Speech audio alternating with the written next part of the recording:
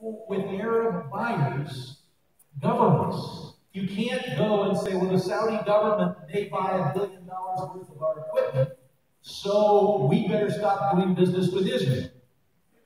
The law is very clear. Shut up! That our existing anti-boycott legislation is not only constitutional, but protects the rights of Americans, and that is why a court explained cutting off the efforts of foreign governments to force American citizens to participate in an economic battle against Israel is repugnant. Yes, it is. Yes, it is. You guys are repugnant. You guys are bigots.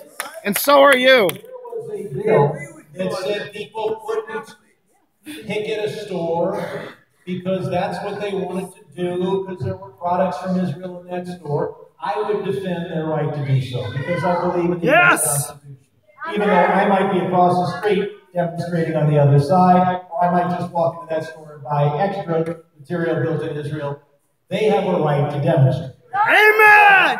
You do not have the right to turn to American companies and say, we're going to prevent you from the profits that are available in the oil-rich Middle East unless you stop doing business with Israel. That's wrong. And what the Israel Anti-Boycott Act does is slightly expand our existing law on this to provide that it applies to the so-called Human Rights Council resolution as much as it applies to the Arab League boycott that's been illegal for American companies to cooperate with for at least 30 or 40 years. Right. So I believe the thing here is, and look, I can't believe, look at all the anti-Semitism. This is their brain. This is a Jewish community, and they hate Israel. This is their brain on I was anti-Semitism. entrusted by the Democratic Caucus Yep. to chair the committee that deals with the Export Administration Act and these other bills. And I have seen the text of the Israel Anti-Boycott Act distorted by a few people who want to strangle Israel. And they've somehow convinced a few people who have not spent 20 years analyzing international economic statutes. So the bill doesn't do what the haters of Israel say it does. If it did, I would oppose it.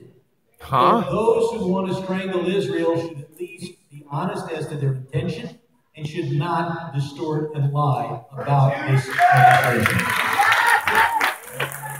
Wow, look at this. This is crazy, folks. You have Jewish people who are supporting the boycott. Look at that bigot right over there who probably ripped off a phone number. Uh-oh. Ooh. I think he was hitting on you. I know, I think so. That's kind of creepy. Isn't the police doing anything? All he has to do is wait until fists start flying, and then he'll do something, which is cool. They're not going to see the first punch. Well, thanks for speaking up. That guy has issues.